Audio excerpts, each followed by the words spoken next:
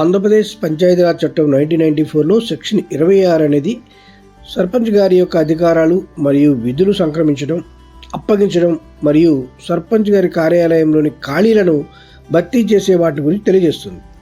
ఉదాహరణకి ఇందులో సబ్సెక్షన్ 1 ప్రకారం సర్పంచ్ గారి పదవి ఖాళీ అయినప్పుడు ఆ స్థానంలో కొత్త సర్పంచ్ గారు ఎన్నిక కాబడేంత వరకు సర్పంచ్ యొక్క అధికారాలు, విధులను ఉప సర్పంచ్ కలిగి ఉంటారు అని చెప్తుంది.